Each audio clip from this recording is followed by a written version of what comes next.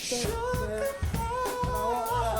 start up Instagram.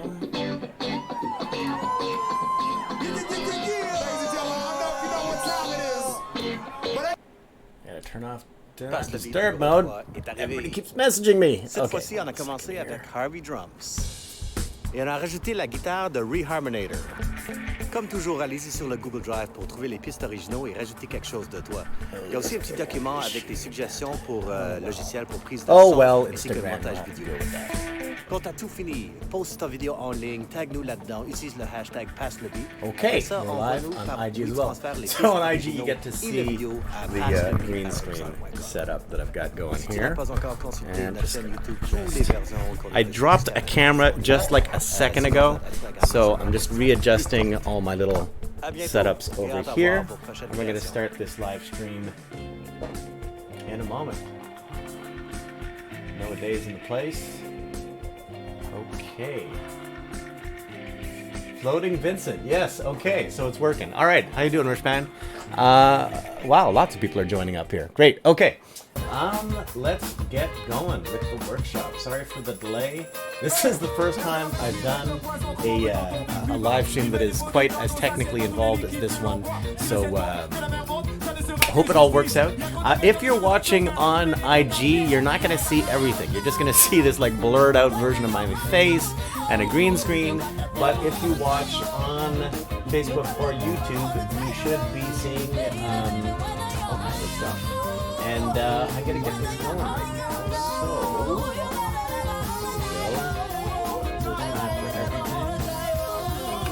So, so now, yeah, you should see my screen right now, which has the IG right on it. And this is how we're going to do call-in questions. So you should see that. And you should see a big-ass version of my face. My big, fat fucking face, as they say. And this should be my computer screen. Okay, so we're going to do this. We're going to get this going. I'm just gonna bring this over here and bring my browser open.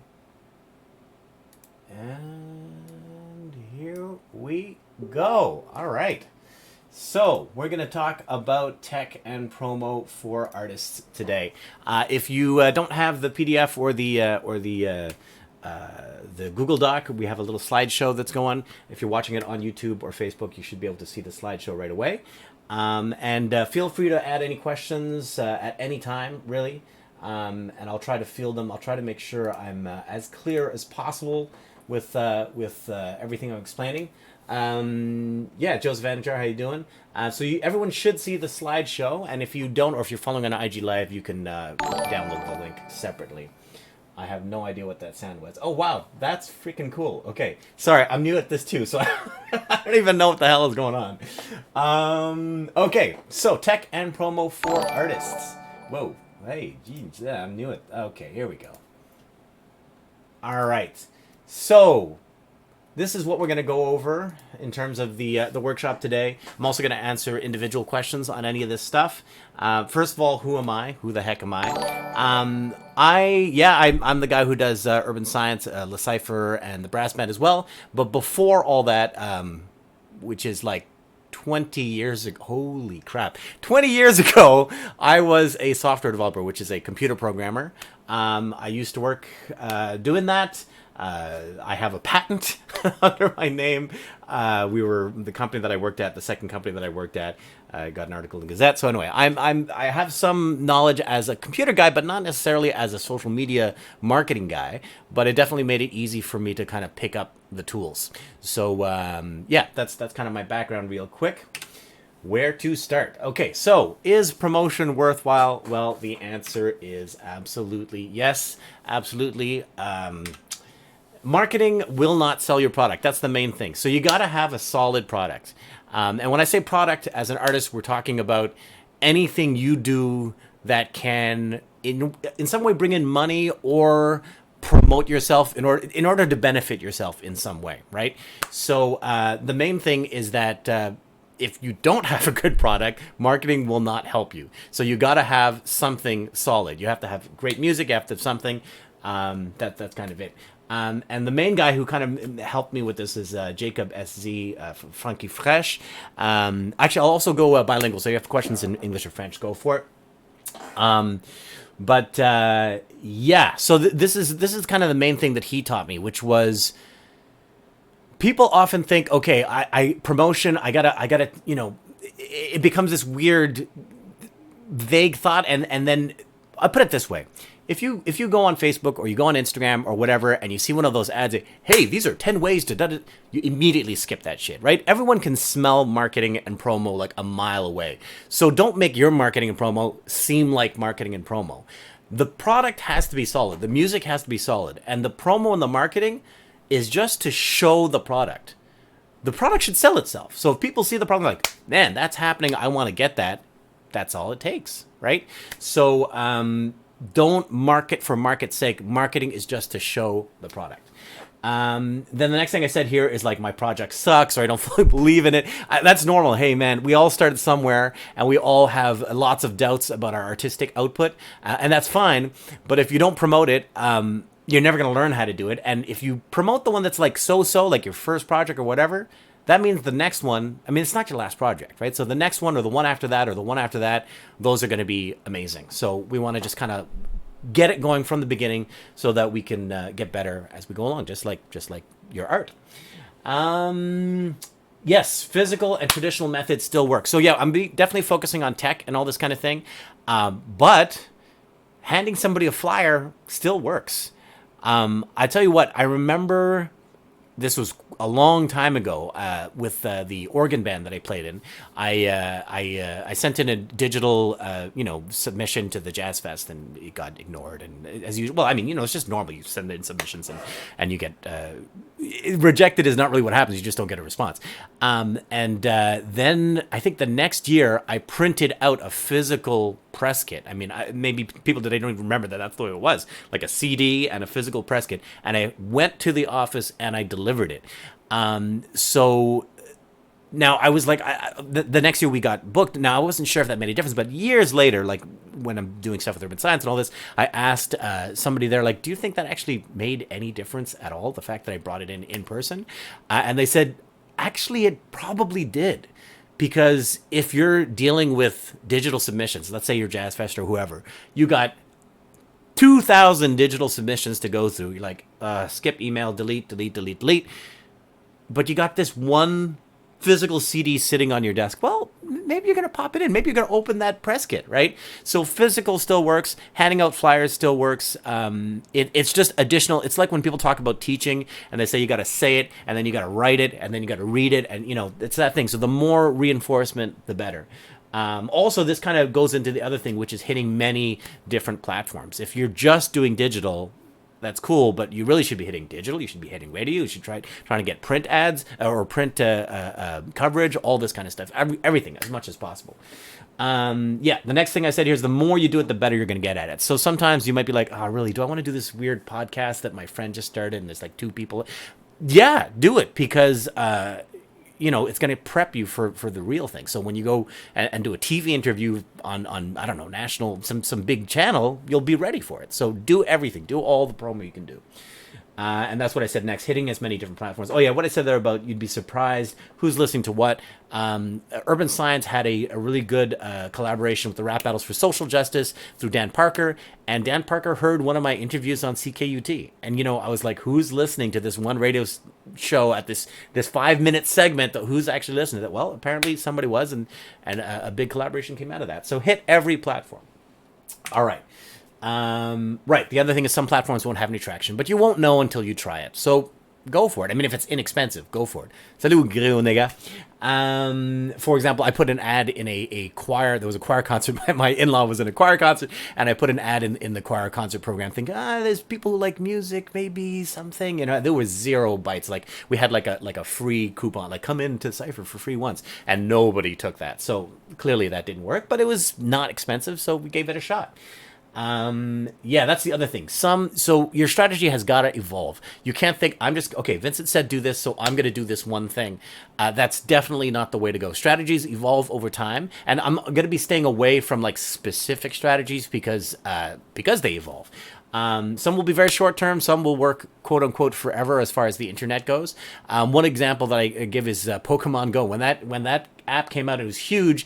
Businesses were setting lures, Pokemon lures, in the game near their business so that people would go to those physical locations. So that's how like crazy and short. Obviously, nobody cares about Pokemon. Very few people care about Pokemon Go anymore. I wouldn't recommend that as a marketing strategy. But there was a brief period of time where it actually made a difference. Staying current is critical. Yeah, just looking back at previous platforms, MySpace, Hipstamatic, Snapchat, versus today, Instagram and TikTok are the big ones. And I didn't even mention Facebook because I feel like it's kind of like, yeah, everyone's on it technically, but who actually looks at it? I mean, the app is freaking terrible. The website is terrible, doesn't work well. So, we'll see how long Facebook is still popular. All right, let's move on. Okay, these are what I call my guiding principles. I had a whole other like slideshow prepared, and then I redid it completely after asking questions and all this because I wanted to boil it down to what I thought were really the things that guide all of my decisions. So guiding principles. So first, you got to have a quality product. I've already talked about that a little bit. And two, marketing and promo is to show the product. And I cannot emphasize the combination of those two. Have a great product, and then marketing is just to show the product. That's it. Okay. Also, drive attention back to the brand. So whenever you sell something or whatever, you want to be driving it. Whenever people come to your concert, they got to know who the artist is. So you always have to be bringing it back to the original brand. Next one is someone else did this before. So some of the specific questions I got. I feel like just put that question into Google and you'll get an answer. So you got to Google everything. You got to seek out veterans. You got to really learn how to inform yourself more than anything. And I think that's almost one of the most critical parts of tech. I don't know everything, but I know how to Google for it and figure it out. So next one is good communication, which is just a prerequisite for being pro. We'll get into that in more detail. Number 6 is from Joel on software, smart and get things done. I'll get into that in more detail in a little bit. Next one is thinking big, but being mindful of where you're at. So if you're still thinking like a guy who does a show and has their 5 friends show up, well, then you're always just going to have your 5 friends show up. You have to be thinking like a bigger artist in order to really become a bigger artist.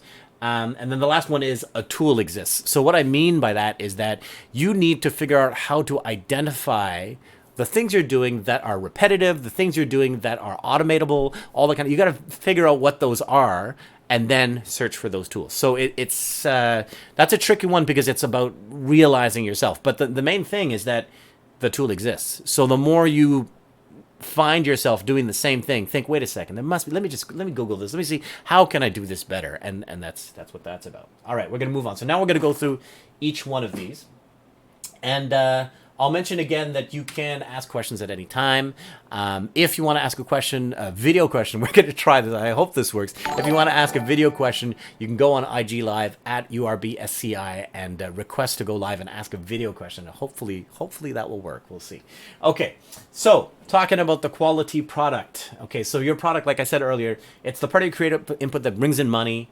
Shows, recordings, lessons, workshops, whatever it is that you're creating, that eventually can bring in money. Oui, je sais quelque chose qui bloque l'écran.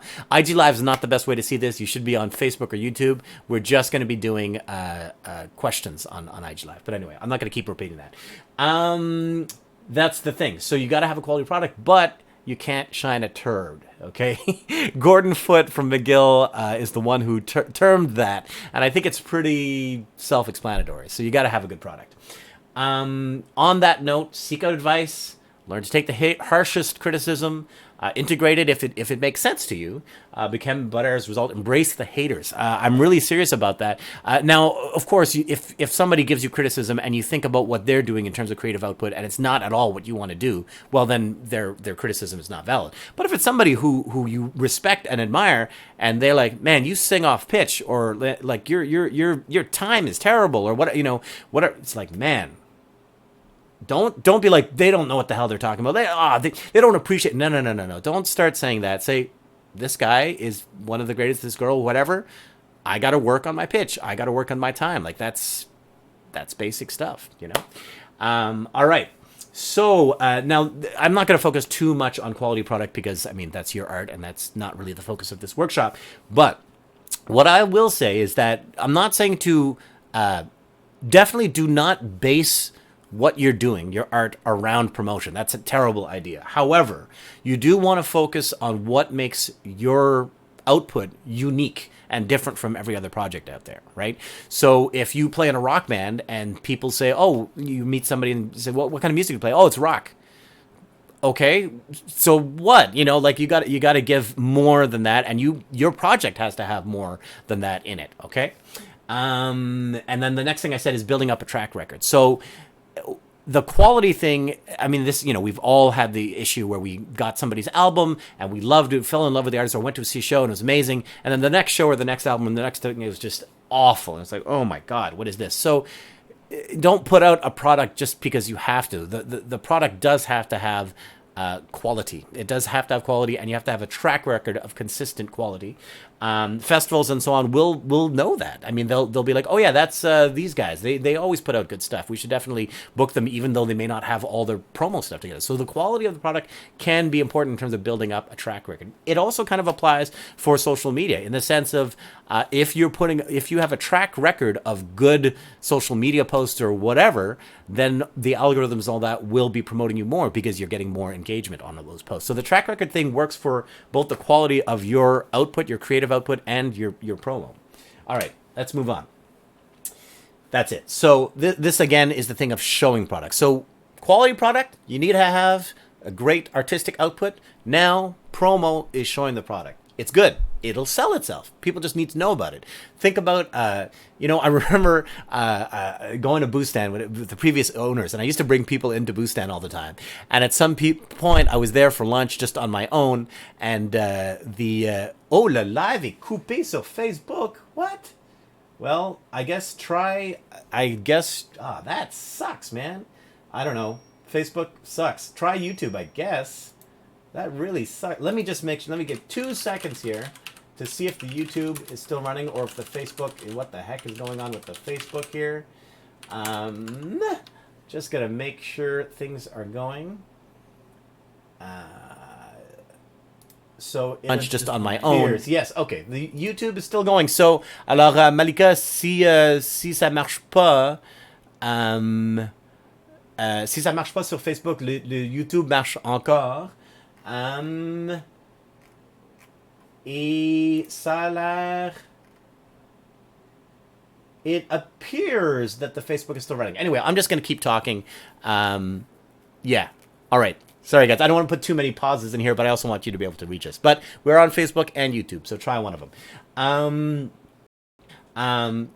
Think of it as a movie trailer. This is something I just kind of realized, is that, when you think about a movie trailer... I guess today it's changed a little bit, but we don't want to give everything away in the movie trailer. We want to entice people to go see it. The movie trailer is free. It's the free promo for that movie. So you want to keep the full experience. Still, you got to pay something for it, but the trailer has got to make you want to see more. The exception to this is something where there's a long-term plan where you're releasing something for free because, like, for example, think of YouTube. People putting tons of videos on YouTube, but there's a plan to be able to monetize their videos, or maybe, the videos. Like, I've seen many of these guys who give, like, lessons and stuff like that. They like Adam Neely is an example, right? He gives tons of music lessons online. And then when he did his tour, the tour was sold out. And I was like, really? Holy crap. I mean, is he really that well known as a musician? No. As a YouTuber, yes. And so he managed to sell it himself. So there's kind of like a direction that he's going in terms of that. And then this is something I'm very guilty of, is saying the most with the least amount of time. But I will say, like, for example, if you go and watch somebody's promo video and it starts with this like 10-minute, or what, maybe not 10 minutes, but even 10-second introduction, forget about it. Start with the thing itself and move from there. Okay. Yeah, promo for its own sake is useless. Okay. Just that people can see this stuff a mile away. So we've talked about that already. Get to just showing the product. All right. Let's move on. Yes, every product, every product you put out, yes, is promotion for the brand. Make sure people know about who is behind that product. Okay, so I see a lot of the times, for example, if you have a Facebook page and a Facebook profile, a personal profile, right? Well, first of all, if you don't have a page for your artistic output, you've got to create a page. There's no question about that. Okay. Once you've created a page, I still see people using their personal profiles a lot for promoting stuff. It's like, well, then why did I like your page? I mean, there's no reason. And on top of it, are you saying that when you do a show, you're expecting everyone who liked you at the show to add your add you as a friend? I'm like, I don't want that. I don't want to have those people as my friend. I mean, it's an unfortunate reality that you have a lot of people you don't know, but that's not what I want. And I when I go to see an artist, I don't go look up their personal profile. If I really like them, I'm going to find their page and like it and see what's there. So focus on the page, and then your personal profile, you can reshare things that you posted on the page, but don't start with your profile. Start with the page. Start thinking. This is the thinking big thing as well. Right, and then I give the example of Nouveau System Barbecue. So if you think of New System Barbecue, they got those, everybody knows they're little orange cars, right? Delivery cars. So that means every single time they're making a delivery, which is already a sale, they're doing promotion. You see those cars everywhere, and you're like, oh, there's New System. Hey, maybe I can have some chicken for dinner, you know? So yeah, that's the directing people back to the original brand, even when you're making a sale, right? So every social media post should give information back to the source, put a logo overlay, text description, whatever. You know, somebody copies your image and reshares it. Well, if you had your logo there, then maybe there's a chance that gets, kept in the original post. But, that's just part of the difficulty of social media and sharing and all that stuff these days. Whoops. Did I do that right? No, I did it wrong. I jumped around wrong. Okay, here we go. So the next thing is Googling everything. Okay, so you're here. It's already good that you're watching a workshop on social media and tech and all this kind of thing. I'm just gonna. There we go. But there are so many resources out there. I think more than anything, learning how to search, learning how to educate yourself is the most important thing. If the best thing that you could kind of take out of this workshop is that you never have to take a workshop like this again because you know how to find things, that's great. Everything's out there. Well, not everything, but a lot is out there. If you just know how to search for it properly, there's tons of YouTube tutorials. I mean, everything I've learned in terms of video editing tricks and all that is all from YouTube tutorials. So much is out there. This is another important thing. So to focus, you really want to focus on what you're trying to achieve. So what your needs are, and not the technical aspects of how to get there. Okay? Use Google to figure out what to search for and then search for that. So what I mean is that, let's say, it's really hard to give an example, but if I get, how you're trying to find some solution, you're like, oh, all I need is in Photoshop, if I can just do a layer that da-da-da-da-da, and you're trying to find some weird obscure thing. And then you realize, really what I need is, I need to make text big. And if you search for how to make text big on Photoshop, you find out, oh, the way you're going about is completely wrong. So keeping in mind the bigger picture, keeping in mind what you were trying to achieve as a greater goal is more important. Nora Toutet says, Indiepreneur apparently is a great resource. I'm not familiar with that, but check it out. There's so many resources out there. Be prepared to reach a lot of dead ends. I'm going to keep going. Right. Seeking out vets and seeking out communities. Communities are very, very important. If you're starting to get into, video editing or whatever, I mean, there are so many resources, chat rooms and forums and whatever, where people are trying to solve each other's problems. So there's tons of that stuff. Mailing lists even, seek out that stuff. Facebook groups. There's tons of ways of finding help these days. I'll also mention that there's lots of free workshops. The Apple Store gives workshops on all of their products. And I think also does certain non-directly I guess Apple owns a lot of stuff now. So, you can go there and get a free workshop on like how to how to use Microsoft Word or whatever the heck, so you can get free workshops there. Also, CUTV, the Concordia sort of video production club, or it's not really Concordia anymore because it's a separate thing, but they offer workshops. They offer workshops on Adobe products like Photoshop, Premiere, Illustrator. I did a After Effects workshop there, as well as an Illustrator workshop. So great way to kind of get started with something, and they have all the software there to try out. So definitely seek out all those communities. Okay, we're going to move on. Next thing is good communication. So this is partly about marketing and promo, and partly just about being a pro, just being a professional musician. Be reachable. Respond to your messages, even if it takes a while, but respond to your messages. If you have an account that you don't check, close the account. People are going to be messaging you there and just assuming that you don't answer and assuming that you're not professional and they're never going to book you again or never going to try whatever, right? So just close those accounts if you're not using them. Pick one email address and stick to it, okay? Of course, if you've got like some horrible email address, change it and use something permanent. The main thing is you can set up email forwarding with any email address. So set email forwarding for all your old, that first email address you created in high school or whatever the heck it was. Forward it to your professional address so that people can still email you at one place and you get all your email in one place. Okay. If you don't know how to do that, just search for how to forward email. If it's on your Hotmail, how to forward my Hotmail or how to whatever. Okay. Same for social media names. If you keep switching your social media, man, nobody can keep track. It's like, oh, where was that great product that I found? And you can't find it anymore. So keep it consistent. Yes. And then last thing is that if you do have to change the name, well, that's understandable. But put a giant promo campaign about the name change and just keep repeating that name change for like a year. It gives you another kind of excuse to promote. All right. Moving on. This is again, good communication. Facebook Messenger, Instagram Messenger, all this kind of stuff. It's fine for short little things, but you got to get on top of the email. I know a lot of people who are not on top of their email, and it's really problematic. I mean, festivals are going to be sending you contracts and all this kind of thing by email. They're not going to send it on Instagram, right? So Instagram might be a way of like promoting and of getting some quick contact with people, but it is definitely not a professional tool for communication. There's also much more powerful tools in terms of searching for an old email, searching for an attachment, email aliases, like all kinds of stuff like that. It's very, very valuable. Actually, you know what I'm going to do real quick? I'm just going to put on screen, assuming I don't give anything too terrible away.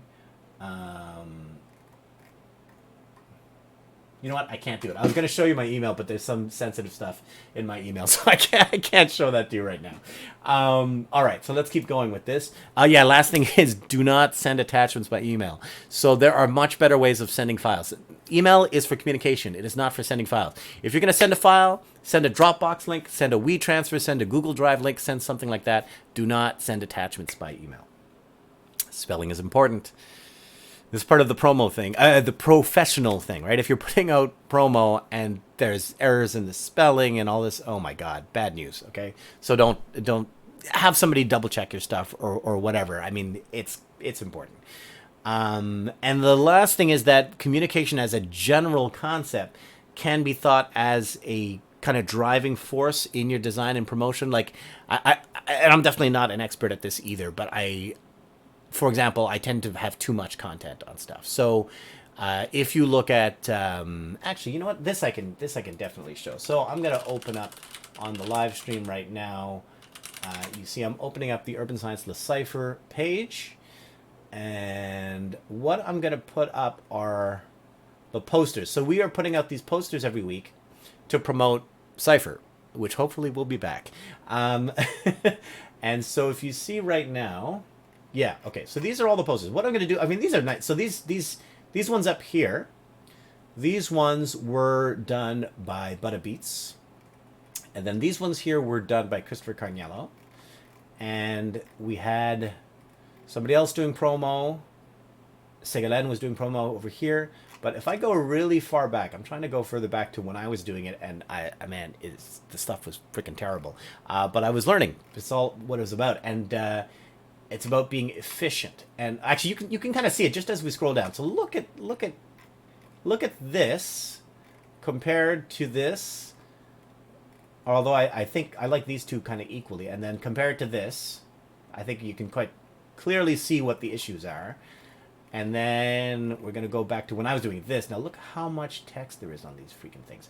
So there's just too. It's just overload. It's just way too much stuff. So it's not clear communication, and that's why. Not that we were failing at promotion. At least there was some kind of promotion. Again, you got to just do it. But too much text in there. So get to the point. Keep it very simple. All right. Yes. So now this is the next guiding principle, which is smart and get things done. So this comes from a guy called Joel. He used to have a blog called Joel on Software. Joel Spolsky. And he was describing the kind of principles with regards to interviewing people for tech. Whoops, I'm trying to open something and I opened the wrong thing. Okay, trying to figure out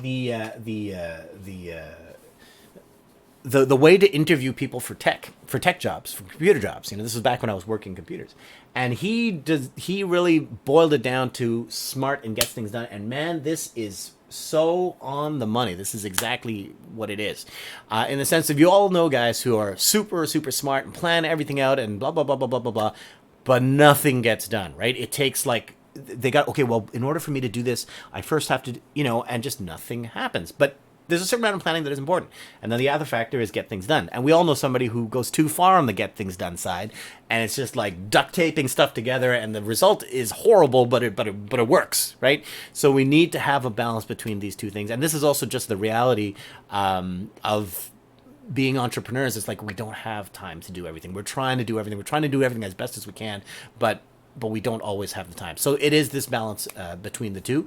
But I will say, yeah, so that's where I say at the bottom of this doesn't have to be perfect. So if you're starting with social media, it doesn't have to be perfect. It's great that you're starting. A lot of people don't do anything.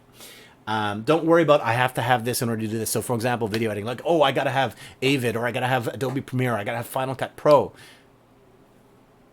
No, just use iMovie. Use apps on your phone. Start with something. And then when you get good and when you find that the tool that you're using is blocking you from achieving what you're trying to achieve, okay, now let's look at something a little bit more powerful than that, okay? But it's like if you wanted to learn guitar and you're like, well, I got to have this $10,000 guitar. Well, why? No, get a $50 guitar used on Kijiji and see if you like it, or see if you give up after 2 weeks, right? So try something simple and cheap, and then work your way to something better. But again, if the tool is blocking you, then yes, get a better tool. All right. Right. The more you do, the better you get. So again, that's why you got to start soon. Make lots of mistakes. Just start doing it and start effing up and move on.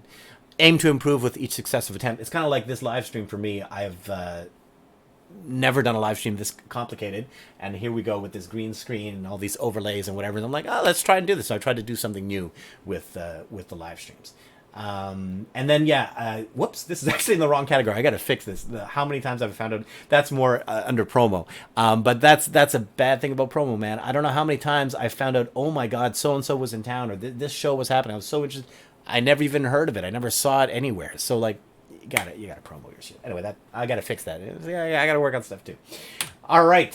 Thinking big. So what I mean by this is not like thinking, okay, my next goal is to do an international tour and to play it in front of 500,000 people or whatever the heck, that's not what I mean by thinking big. What I mean by thinking big is thinking as a public persona, thinking as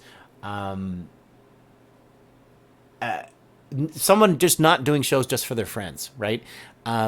If you think that you're putting out something of value that you really think is great, well, assume that other people want to see that as well. So you got to be thinking like you're that. You can't just work off of a personal profile. You got to have something for your brand, your artist. So your artist brand. So that means a Facebook page on Facebook. That means a website. On Instagram, it's kind of easy because you can choose your own thing, whatever. And these are like what I consider just like the basic things. And again, thinking big, I don't think these are big, but like anyone who if you put out an album or whatever, I mean, don't you want to get booked by festivals and whatever? So you're going to need a bio, you're going to need photos, you're going to need audio online, you're going to need a video, you're going to need a press kit, you're going to need a tech writer, you're going to need some social media, you're going to need a proper email address, right? So that this is all stuff you got to create. So think as if you're what's that thing, you're going to aim for the job that you that you want, not the job that you have. So that's it.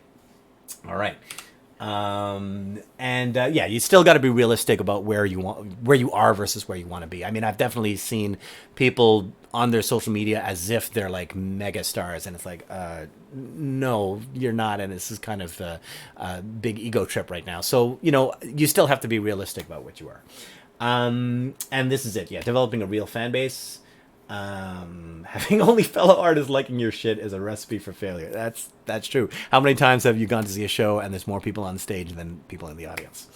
Okay, and then the last two things I said here is that this is just in terms of like, paying for, on Facebook, whether it's paying for boosting a post and all this kind of thing. The main thing is don't buy likes, right? Don't go to those sketchy sites that are going to give you likes or comments or whatever on your stuff, buying Instagram likes or whatever. Pay for visibility, sure. Pay to give your message out there. But buying likes gets you nowhere. I mean, I don't want to get into specific details about people who have done that and the results that they've had, but it does not work in the long term. If you have quality product, if you have a quality something you're putting out, all you need is for people to see it. So just pay for people to see it. That's it. All right. A tool exists, right? So I've already gone over this a little bit, but main thing is that you got to get the right tools, and you got to realize that you need those tools. So trying to identify the repetitive things that you're doing and the things that may be solvable with the tool. Basic tools: laptop, smartphone, Wi-Fi, and a data plan. Those are the most basic things. These days, you need all of that. Right. That's pretty much all self-explanatory. The last thing on there is critical, because I cannot tell you how many people I have seen this happen to, and that's forgetting a password. So don't use the same password for everything. That's for sure. But so how do you do it, right? So what you need to have is a system for your passwords. So what I mean by that, what do I mean by a system for your passwords? What I mean is, okay, let's say you're always going to use your password is like a 10-digit number. Okay, your password is always a 10-digit number, right? But what you're going to do is on every site, you're going to have a different first 3 digits, right? So on Facebook, your first 3 digits are 000, and then you have the other 10 digits. And then on Instagram, your first 3 digits are 001, and so on and so on and so on. So that way, each site has a different password, but there's a system. And all you have to remember is that first 3 numbers. Of course, you need to know the last 10 or whatever that longer thing is. The point is having a consistency, because I cannot tell you how many people have forgotten their passwords, lost this, and redo it. Oh my God, what a disaster. So have a consistent system for your passwords. Don't create another account and then you have like, oh God, just forget about that. All right. Moving on, tools for the touring musician. For me, this is a no-brainer, but I thought I'd mention it anyway because a lot of people don't think about this. Portable battery charger. Man, your phone, your tablet, your laptop, whatever, have a portable battery charger. They're so cheap these days. Get one of those. In advance, look at the options for phone connectivity and cheap internet, right? It used to be that when I would go to the States, first thing I would do is buy a SIM card at, AT&T or whatever like that. And it was way cheaper to get an unlimited or nearly unlimited SIM card for, let's say, a week or whatever it was that I was on tour for than to use the roaming on my phone. So that's something to think about. Navigation tools. All the standard navigation tools, of course, and try to find navigation tools that do not require a consistent internet connection. So, for example, transit, you can load up the directions and then leave your hotel room and it still has the directions, so you don't have to stay with an internet connection. And, of course, knowing, that every Starbucks and every McDonald's and whatever, they all have free Wi-Fi, so you can find one of those on the street corner and jump in there. And then look into the cost of public. This is in advance again. Look into the cost of public transit for taxis, rental bikes, etc. anyway, I think it's pretty straightforward. I don't need to go further on that. All right. Next, staying current. And this is why I don't want to go into specific tools, because tools change all the time. And if you don't stay current, you're going to get lost fast. I remember when I first tried to use Snapchat, and I think John Arsenault was on the stream, or he was earlier. And I think I sat down with John. And I was like, John, explain to me how this works. I cannot figure out how to do anything. It was somebody at any rate. So the longer you wait, the longer it's going to be before you figure this stuff out. So then the next thing I said was the newest development. I started these slides a long time ago. Always try to find what those new developments are. Often these different sites that you're using will have some like a blog or something like that for like listing their latest developments. Or if you see the latest, they'll do a promo for it. You might find a link to get more details about it. Check all those latest developments, because that's the new thing that people haven't used yet, and then people are like, oh, what's that? And they're going to click on your story or whatever the heck it is, because they haven't seen that before. Also, it's kind of a sneaky thing, but often like their notification stuff is not yet up to date. So let's say they introduced, like I think when Instagram introduced live, it was just like notifications on by default for everybody. So everybody started doing Instagram lives because like, oh, I can drive people back to my channel because everyone has their notifications on by default. So look at the latest things for sure. So then lately at the bottom here, I just say the game changers, right? Internet obviously is a game changer. Internet in your pocket, which is a cell phone. Nobody checks their socials on a computer anymore. So focus on the cell phone experience instead of the computer experience. I mean, yes, people still use a computer, but it's really all about the cell phones. And then I say, but what about email? And that's mainly just coming back to the thing of like email being a critical communication tool. And to get anything proper done, sending press kits, whatever, it's got to be email. Okay. I've already talked about this, about specific tools, so we're going to move on. The last thing I say that's down here to consider is hiring a pro to do this for you. And that's definitely a worthwhile endeavor.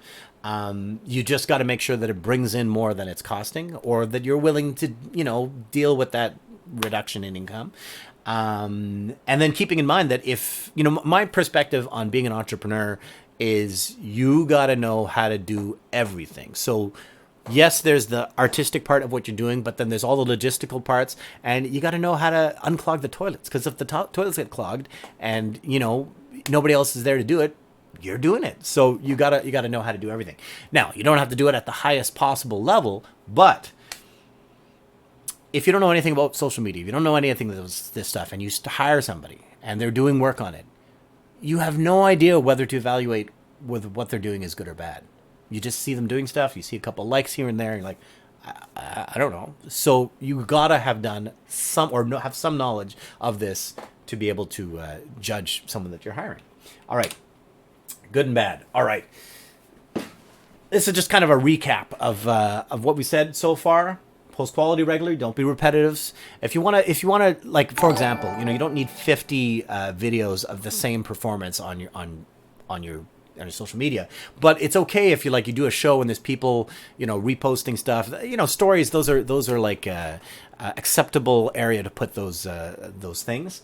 Again, coming back to showing the product, work on the product being amazing, and then just show the product. Tell people, here's the product. And the thing about the product is you can focus on many different aspects of the product. So it could be, one day, okay, let me give you an example. Let's say you make, let's say you're a pastry shop. Okay, your pastry. Well, you could show. I mean, obviously, food porn. Showing pictures of the food, all this kind of thing. But you can show the process, right? Can you show people making the stuff, putting the icing on, or whatever. You can show the delivery of that. You can show people in the store, a lineup in the store, right? So showing different aspects of the product, so it doesn't become repetitive. And that's kind of like in the music business, music business. Is it a business? I don't know. Anyway, in the music business, a part of that is showing how you do things. So you could be showing like some rehearsal footage. You could be showing in studio working on stuff. You just don't want to overload people with the behind the scenes because people really want the product. But again, it's partly not giving away the product for free. There's a balancing act there. And finding the tools to make your work less repetitive. That's also good. So bad. Oh, God. Yeah, all of these things are bad. I don't think I need to explain any of these. pretty straightforward. I think the only one I'll explain a little bit further are these last two. So crappy or fake prize giveaways. How many times have you seen somebody say, like and reshare this picture to win a free copy of my album? I'm like, I could go on Spotify and listen to your album, or maybe your album's not that good, and I don't really, it's not, or get a free ticket to my show if you like and reshare. Like, I'll just go and pay. Like, I don't know, or I'll beg you for guest list. I hate that shit. Anyway, yeah. So crappy or fake prize giveaways. No, I mean, when have you seen somebody like and reshare something? Oh, we're giving away a free laptop. Okay, then they start resharing. Okay, so be realistic about prize giveaways.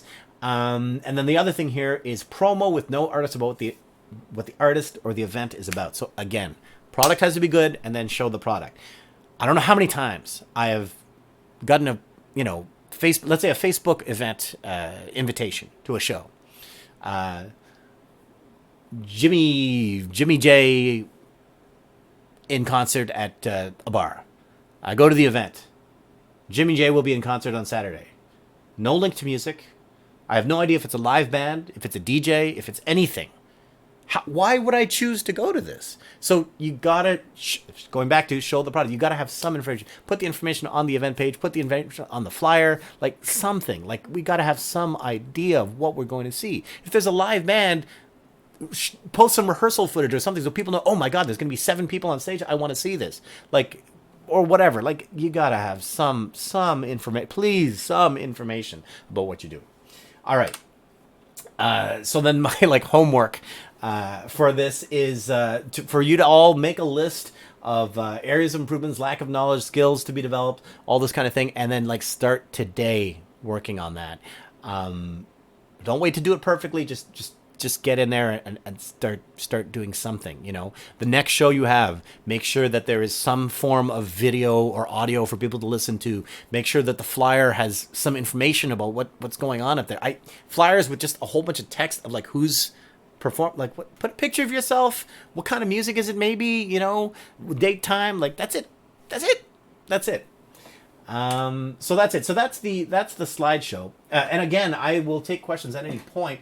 I'm checking out here, and we don't really have any specific questions up yet. However, I do have questions that were asked in advance, which I'm going to pull up. I'm just going to pull this up here. Where is it? Here we go. Okay. So, yeah. Anyway, I mean, I should have said this at the beginning, but the goal of this workshop is or one of the big goals is answering questions and getting rid of bad habits. And I've said some things with that regard in terms of getting rid of some bad habits and giving you some of the tools. So I'm going to just go through some of the questions that I've received in advance. And again, we are taking questions live, and if you want to try, we can try, see if this works. If you want to request to join the IG live, I'm not even sure, and call in with a video question, we'll see if that works. I've never done that before, so do I have to do something special to make that happen? Oh, I see, I gotta, okay. Anyway, if you want to go live and ask a question, we'll try it and we'll see if it works. And I will also mention again that, in terms of specific tools, I personally use Premiere and Photoshop and all that, but that stuff is really expensive. I don't recommend it for everyone. It's like, why go if you I need a car to get my stuff to the gig. You don't need to buy a Tesla right away, right? So just get something to get you to the gig, and then if that starts to block you, okay, now get something fancier. But in terms of that, what I was going to say is that there are so many apps for making nice stuff on knife edits on your phone. I think this is going to pause the IG live if I show it, but I think it is well worth showing. So I'm just going to back out here, and you can see this on the YouTube, I believe. Okay, hold on. Let me just get this going here. There we go. There's my phone. Okay, so if you're on the YouTube and the Facebook, you should be able to see my phone screen. And just as an example here, so under Instagram and collages, these are a bunch of apps that I use for doing collages. These are a whole bunch of apps that I use for doing, editing of stuff. Canva, Photor, BeFunky, those are all very useful tools for making little promo flyers and whatever, quick things, memes, of course, and video. These are little tools that I use for creating videos. So Ripple, for example, you can put a photo and some text, and it'll create a quick little, photo image sort of collage thing. These are all these are just tons and tons. You can see a lot of them not installed that I stopped using. I should install them completely right now. But so tons and tons. Every single one of those apps is free or has like a free version and a premium version. So please check that. Oh, I should be pointing the other way. So please check that stuff out. Okay. Let's head back to the screen over here. Okay, so we're going to talk about... and I got to get back to the IG Live, hopefully. Yes, we're back on the IG Live. Okay, so... and I really would like to take at least one video question on the IG Live just to make sure that it works. I'm kind of curious. If it doesn't work, so. Okay, so actually, there we go. There's the answer to Malika and MC June's question. Different apps for cool video editing. I'll mention also that some that I mentioned, Photor, BeFunky, and Canva at least, those are also available as like websites. Just load them up on your computer and you can put photos in and do stuff. So you don't even have to have an app. You can just use a website. And I used that stuff before I started using the apps, because sometimes you want a bigger screen, whatever, do it on your computer. Mouse, keyboard, helpful to have. What was I going to say about that stuff? Anyway, very useful. Like a lot of the early flyers, in fact, almost all the early flyers, I would use that stuff to do collages, because doing collages in like Photoshop is a huge pain, but using a tool specifically for that. Actually, what I should talk about is how I found those tools. So when I was trying to make these, flyers in the early days, I was like, well, how do I make a flyer? I want to put all these photos together. So I opened up Google. Actually, we can do it right now. So I opened up Google and I said, collage. I'm like, oh, guess what? Even without saying collage maker, the first thing that comes up is BeFunky. And this is a free tool for making collages, for example. Okay, boom, boom, and of course you can upload your own photo. And then you want it to, I don't know, you want a different layout. Whoops, I think I hit the wrong thing. I don't know. You want a different. Man, look how freaking easy this. I want to add text. Okay. Poop. Okay, like, man, and you change the font, like. There's your show flyer. Done. Your poop show flyer. Okay? So, yeah, use the free tools. Can you think about how long this would take in Photoshop if you guys know how to use Photoshop? Oh my God, forget about it. So use a free tool. All I did was search for collage on Google. So yeah, and that's of course knowing the right terms. If you started with let's say I really don't know, and I just say I want to put a bunch of pictures. There we go. Put a bunch of pictures together. Let's see what comes up. Photo joiner. Okay, join multiple photos together. Multiple photos. Next thing is free online pick stitch collage maker. Right. So what I have to keep in mind is use the search to figure out what to search for. So I searched for put a bunch of pictures together, and then eventually the word collage comes up. I'm like, oh yeah, that's a proper term for putting a bunch of photos together. So my next search would be collage, and that brought up BeFunky and whatever. So search to find the search. All right. So those are the apps. Shane Grin was asking, although he was asking this for somebody else, how to maintain an email list and what content to send out. That is a great question. How to organize a website. Which social media platforms should you use for what type of content? And are there good tools for managing multiple platforms, or do you use them individually? Okay, these are all great questions. So first of all, email list. I think not a lot of people use email lists. I know I saw David Rishpan was on. David Rishpan uses email lists, and it's still like the common denominator, right? To have any of these other things, you got to have an email, right? So it's definitely still valuable. I'll say that, for example, with Urban Science's email list, I use MailChimp for running the email list. I think we have like 300 or 400, some in that range of subscribers. It's not a lot, but I know that I'm going directly into their email boxes. And I believe our opening rate, like the rate of opening the email, so we send out emails and who actually opens it, it's like 30% or something like that. Which kind of makes sense to me, because I think about, like, I don't know, if I subscribe to like, I don't know, Amazon's mailing list, I don't read every single one. I delete a whole bunch, right? But that means, so if 30% 30% of 300. Oh my god, I gotta do some quick maths. Quick maths! That's not gonna happen. Despite being Asian, I can't do quick maths. 300 times 30%, 90. So let's say 100 people, right? I really should have been able to figure that out. Anyway,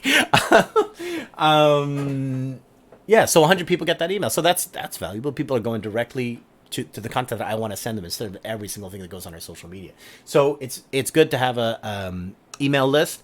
In terms of what content to send out, I mean, I think this is a general rule, but think about, what you are like, what will cause you to sign up for an email list. I obviously don't sign up to everything. I don't think many people sign up to everything. Well, what will cause you to sign up for it, and therefore what you put in there? Well, obviously one of the big things for email list and all that, man, like what is the one? Staples, Bureau en Gros. Bureau en Gros sends out coupon codes in their email like all the time. If you buy more than $100, get $20 off or whatever the heck it is. So obviously that's going to drive a lot of subscribers to their mailing list.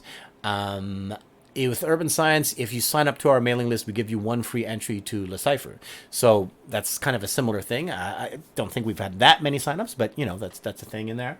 I think that mostly has to do with the fact that our audience is mostly young, so that might be the thing.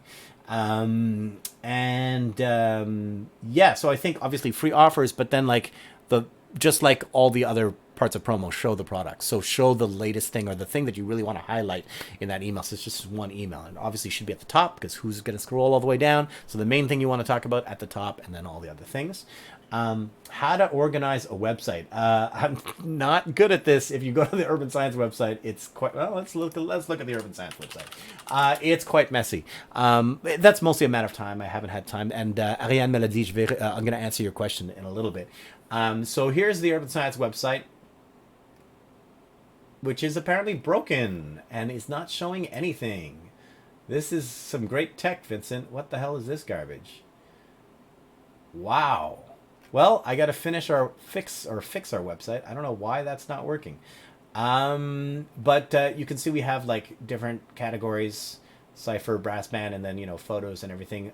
Nothing's working right now for some reason. Normally down here it should show all of the social media posts. Although I see a link. I think it might be a browser issue. Anyway, whatever. So yeah, that's how I organize this. Look, everyone's going to be different. I think the main thing about how to organize a website. So if you're like, I want to make a website, I want to sit down and do it. What I would say is grab a piece of paper. I got a McDonald's napkin. Grab a piece of paper and freaking draw it out. Like draw page 1. There's your little page 1, and draw the links that you want there. Draw it out. Do a little draft and figure out what's a good way to organize it. Okay, I gotta have my music. I gotta have my this. I gotta think about what are the things. How am I gonna? Oh wait, I'm gonna put photos under media, so I'll have media with photos and video instead of 2 separate links. Or just write it out on a piece of paper before you go and start doing it. Because if you start going straight into Wix or WordPress or Tumblr or whatever, you might get stuck with like all kinds of technical issues, and you don't want to be building your website around technical issues, right? So figure out how you want to lay things out, and then go and struggle with the tech for a bit.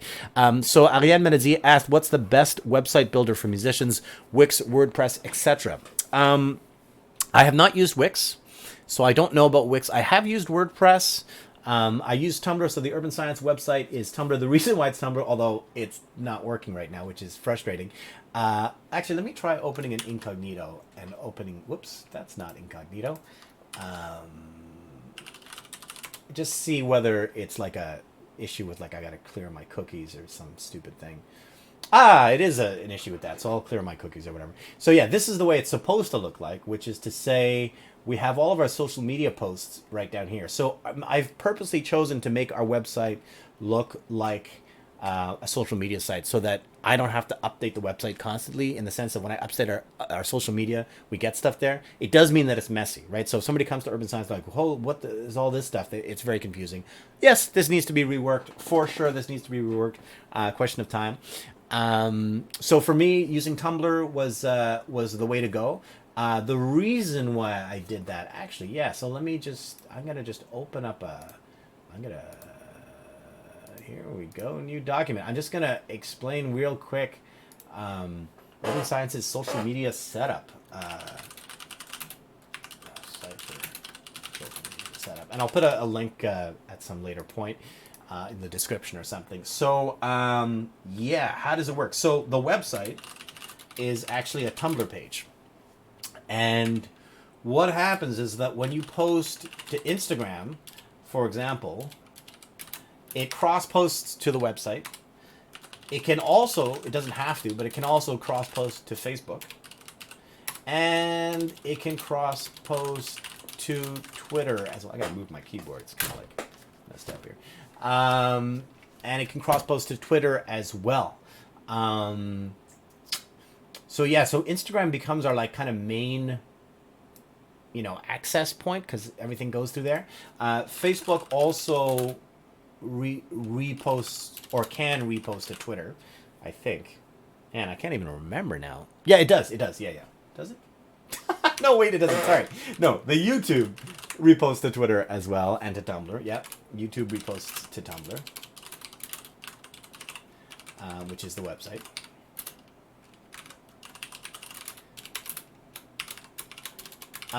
Yeah, so you might be like, why is it all like this? Well, it's like this so that I don't have to update 10 different websites at once, right? So I just need to go, if we want to put out a poster for a show, I just go to Instagram, post the poster, and repost it to Tumblr, Facebook, and Twitter, and now it's on 3 platforms. Now, that is not as good as handling each one, right? If you look at our Twitter, for example, I don't think we have many followers, or I don't really interact. I barely use Twitter at all, and I'm not saying that's a good thing. I just don't have the time, and whatever. The IG Live might... it looks like the IG Live maybe needs to restart it.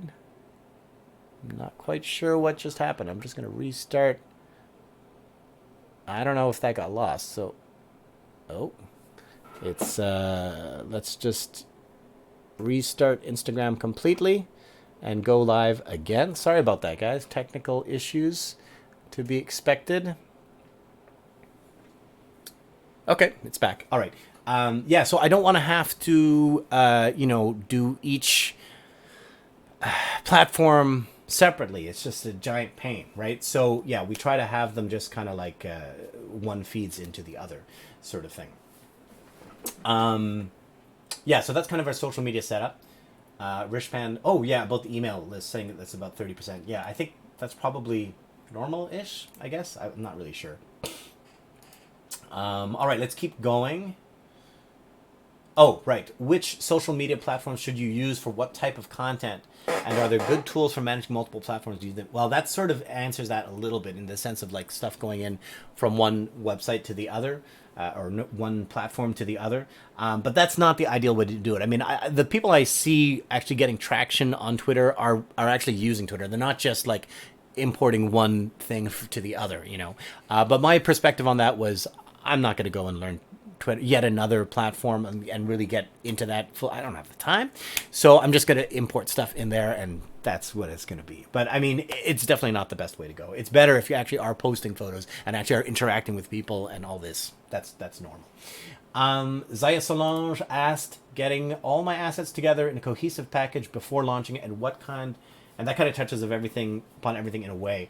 Yeah, so I think that's kind of covered in the Think Big slide. And getting your assets together, it's a balance between, again, the planning and just getting it done, right? So you need to have a press kit, you need to have a bio, you need to have photos, and da-da-da-da-da. You may not be able to get everything done in time. I would say... obviously, the art itself, everything related to that, so audio, video, all that kind of stuff, that would be like number one to get together.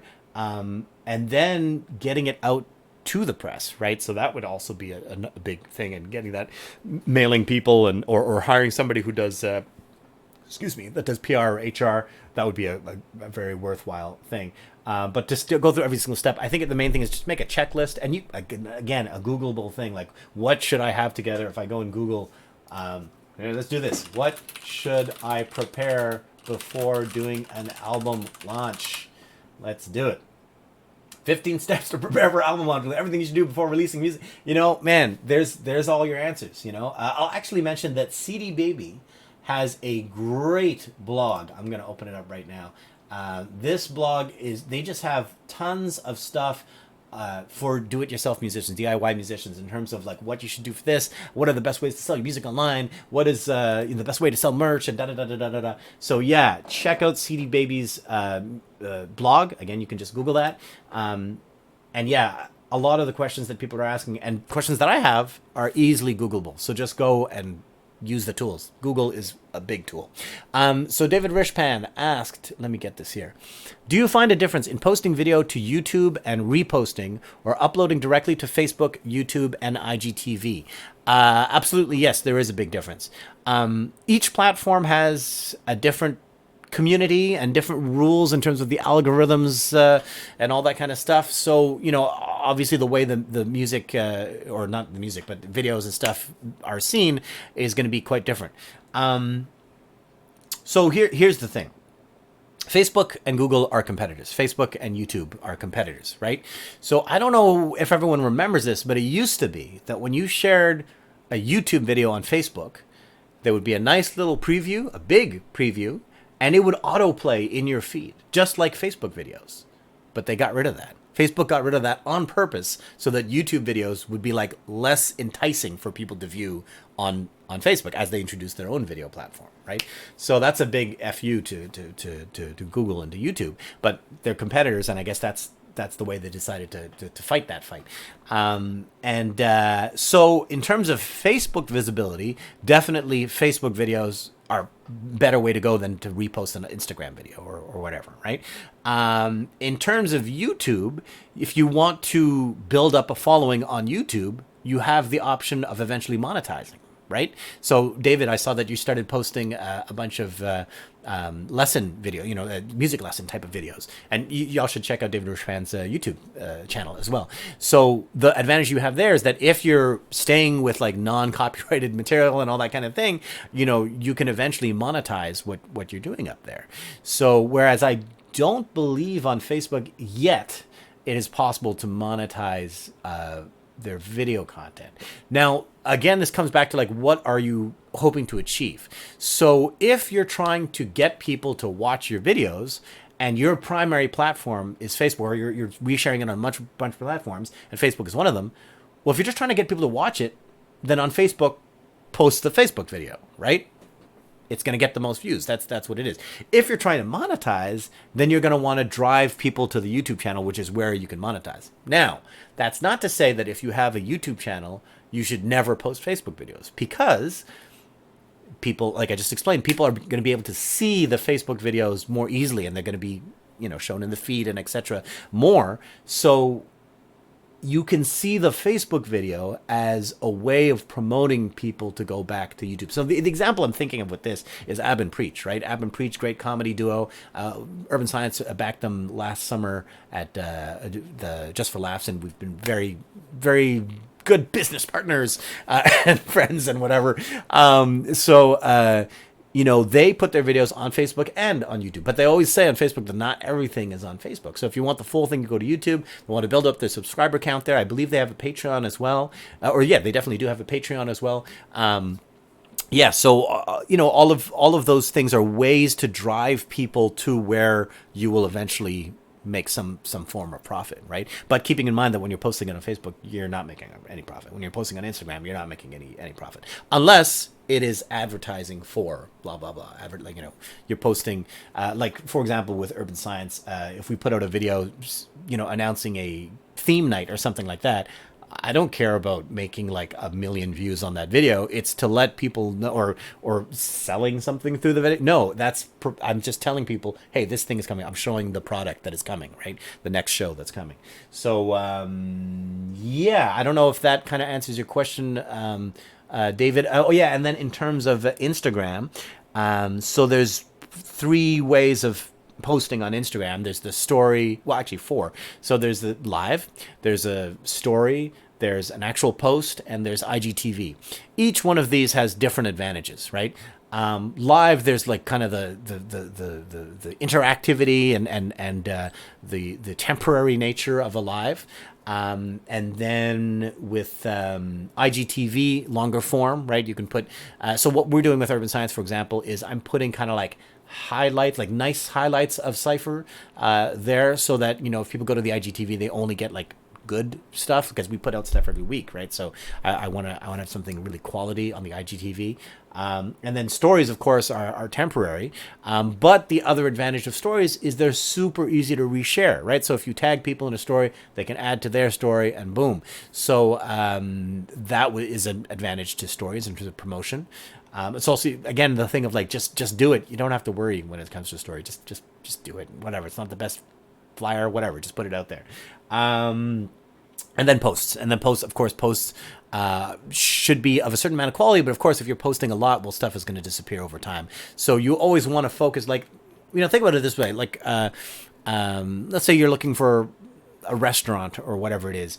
If you find their Instagram page, do you want to be scrolling through posts and posts and posts of food and whatever before you find the menu? No. The menu should be at the top. So either a highlighted story or something. And then if you're going through lots of food, should it be some crappy? No. The top stuff has to be the best stuff, right? So at the top, it has to be curated. Those posts have to be curated. They have to be carefully chosen to be a good representation of your brand or product. Yo, Vince! Yo, Jonathan! How you doing, sir? Yeah, so that's that. I really want to try going live on IGTV. So if anybody wants to request a live, if John R. Snow wants to, I'm just saying, John, if you want to, we could try it. I'm just curious whether it's going to work. To put the IG live on the thing for a calling question, but whatever, it might not work. Okay, so what was the next question here? The next question was not that. The next question was from Etienne. Right. This is also related to David Rishman. So I've just started looking at making online education content and could probably use a solid primer in how to use/integrate content and social media promotion. Education content. Yeah. Well, I mean, I think the way people are approaching, John, it would be to request to go live with me, and I'm not sure how, or do I have to bring you in? Actually, I don't even know. Do you see if you can request to go live with me? I know there's the two little faces at the bottom of my live. I don't know if they're there for you, and if not, well, tell me if they're there for you, and if they are not, then I will request to go live with you, and we'll see if that works. Education content. Going back to Etienne's question. Oh, he did. It does work. Oh, okay. Let's see if this works. Go live with John Arsenault. This is crazy. So while we're doing that, I'm going to go and make the IG Live visible. Oh, it does work. You're on the stream. Wait, how come I can't hear your voice? Can anybody hear his voice? I don't even know. This is crazy. Okay. Oh, my computer is... Say something, John. Say something for all the fans. I don't know if that's even... I don't know. I don't know what's going on, man. I don't know. I mean, you're on the... Hold on. Let me make his face even bigger for people who are on the thing. There we go. His face is... Oh, but it's cut off by this garbage. Who cares about Vincent Stephen Hong? Why am I not... I just need to... Oh, that's why. Vince, you gotta tighten up. Yes! I'm out of here. Yes! Oh, what? Yes, we have your voice on the live stream. Look at this shit. It's a freaking call-in show. Dude, but Woo! I have nothing. Nothing. I can give nothing to this stream. But John, you're Urban Science's social media manager with a special... That's a long time ago. It's true. We haven't seen any of those base live streams, but you know what? There's in all realness, that is a good example of promotion in the sense that you as an artist are trying to promote yourself. You put a live stream right next to you playing bass, and you show yourself playing bass. That's... Oh, that, yeah. Yeah, but for real, I mean, that's it. You show, like, the product is your bass playing. You're showing people your bass playing. That's it. Yeah, or photography or whatever, you know. Then So. I got a shitty phone, and then that was that. Right. Well, that's another issue. But yeah, start with something. Okay. And I do know that the phone is blocked. That's because the IG Live is not like the main source for this. Really, the main source is actually pointing this way. If you're watching us on YouTube or Facebook, you've got like two versions of me and John on the feed, and it's all kinds of crazy stuff. This is super cool. John is the product. That's right. John is the product. Although on that, Right. So Joseph Rad said John is the product. Part of this thing nowadays, which is kind of effed up, is there's a cult of personality. right? So it's not just about you as a musician and artist performing. There's like, I want to see, him making funny faces at the camera and all that. And it's like, that's cool. That's cool. And if that's who you are, that's great. But don't fake it, right? Don't like create this persona, Yeah. You know what I'm saying. I mean, people can see right through that nowadays. Well, I think always could, and now we call people out for it. But now it's more, everybody's catching on for sure. Yeah. Well, it's like I was saying earlier about the, when people post a photo like and share to win a blah. Nobody fucking does that. No, nobody does that, and we see it even more now. But back then, nobody did it either. So that's Yeah. so it seems like you're making some sales. those Paolo's were- going to pre-order some Johns. Yeah. All right, dude. We'll make it happen. Dude, I need to make some money in these times right now. These crazy times. Yeah. Well, holy shit. Yeah, it's intense. Do you have any I don't know, tech promo questions that you want to? I have nothing to add. Got to nothing this, to add. I just. We wanted to try it out, so it works. Okay, so I'm gonna quit the live with you, and I'm gonna keep going with the thing. Thanks for testing it out, John. John Arsenault, everybody, follow his IG, Don't. Jonathan.Arsenault and John Arsenault. Although I don't know what the story is with the two accounts. I think it started with the photography and music, but which is cool. Separating those things, definitely the way to go. Okay. So getting back to Etienne's question about online, well, actually, it's kind of sort of answered in the sense of what I was talking about with David, online education content. I think YouTube is the way to go for that right now. How to integrate content, social media promotion, teasers, trailers, again, not giving away too much unless your point is to monetize on the YouTube channel. That was a little mini hang. And if people want to come in and ask a question or whatever, just request to go live and we'll go from there.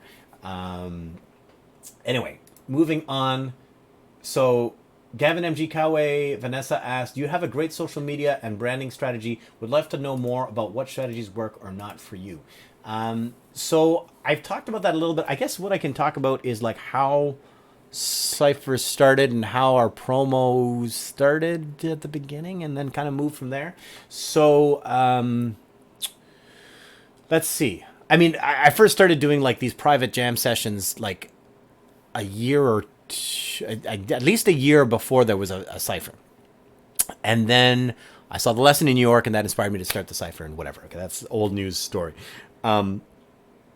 But what happened was before we did a first Cypher, so there was a few things that I did. First is I went on online and looked up CKUT, CJLO, CESM, like looked up all the radio stations and looked at the programming and looked up every single show that did like hip hop or something like kind of related to that and contacted the shows and asked to do an interview to promote this event.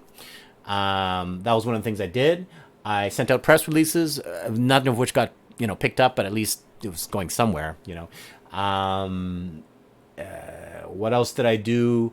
Of course, Facebook, Instagram. Well, actually, back then we weren't on Instagram. It was just Facebook. So actually, what I did on Facebook. Okay, so here's the thing. So I created a Facebook page. I think it was called Vinny's Secret Project or something like that.